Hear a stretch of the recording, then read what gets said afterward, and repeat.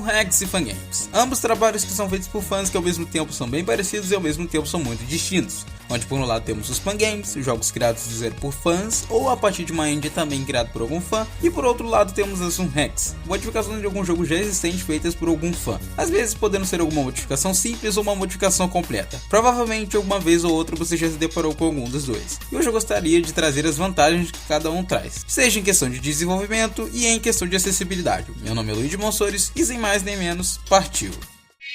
Desenvolvimento. Ok, o desenvolvimento varia muito para os dois lados. As Hacks, dependendo do jogo, possuem ferramentas específicas para a modificação delas, como uma feita especificamente para os gráficos, outra para as músicas, para a modificação das fases e assim vai. Mas isso como jogos populares, como Sonic the Hedgehog, Super Mario World, Pokémon Emerald, Pokémon Fire Red e entre outros, porque existem jogos que não possuem uma ferramenta específica para serem modificados, assim dificultando bastante a modificação de algum jogo, apenas sobrando o método tradicional de edição de código hexadecimal. Já os fangames geralmente possuem as chamadas engines, ou motores gráficos, um grupo de funções disponibilizadas que te ajuda a facilitar o processo da criação de algum fangame, como por exemplo a Retro Engine, uma engine feita inicialmente para um fangame de Sonic que trazia jogabilidade idêntica dos títulos oficiais. Também temos a Solaris Engine, uma engine para criar fangames de The Legend of Zelda, e entre outros motores gráficos. Mas também existem casos diferentes, como Streets of Rage Remake, um fangame feito totalmente do zero sem auxílio de um motor gráfico. No fim das contas, os fangames acabam sendo no geral mais tranquilos de se desenvolver, pois por mais que você não tenha nenhum motor gráfico especificamente feito para o tipo de jogo que você quer, você tem uma ampla escolha de pacotes que podem te ajudar. Já com que se você não tem as ferramentas feitas especificamente para modificar o jogo que você quer, a menos que você tenha muito conhecimento sobre a área que você está lidando, dificilmente alguém conseguiria fazer algo. Logo, ponto para os fangames. Acessibilidade.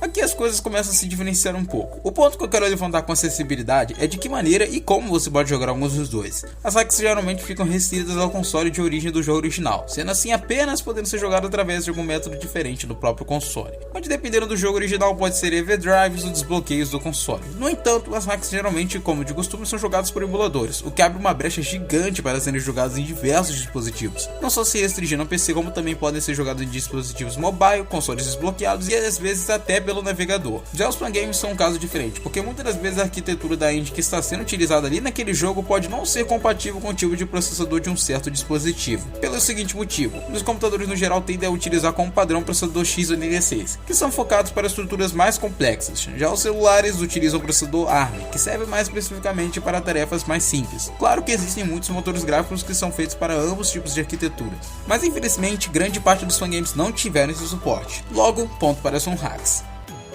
Limitações técnicas.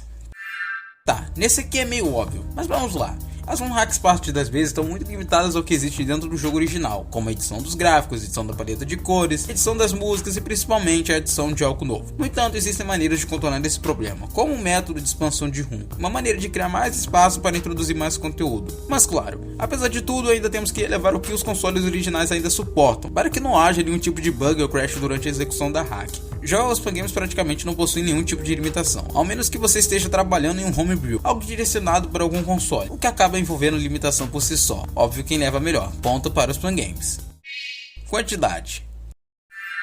Essa é provavelmente a parte mais complicada de se falar, pois não tem nenhum dado exato de quantas hacks ou fangames são criados por ano, mas obviamente é uma quantia absurda. Uma prova mesmo disso são os eventos como Sonic Hacking Contest e a Sage, provavelmente os eventos mais famosos quando se trata de hacks e fangames, pois trazem uma imensa quantidade de jogos. Mas se fosse para me dizer quais ganham em questão de quantidade, obviamente apontaria para as hacks, mas somente por conta da quantia, porque o que existe de hack não está escrito, até porque são vários tipos, como troca simples de cola swap, aumento de qualidade sonora, implementação de novas mecânicas e entre outras categorias. Podem até existir muitos fangames, mas não dá para comparar com as hacks. Logo, ponto para elas.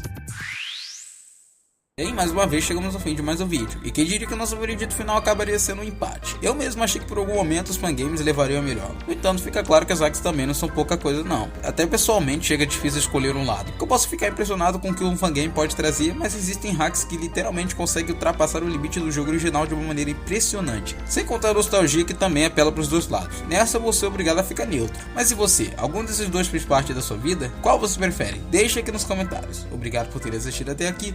Não jogue lixo na rua e até a próxima.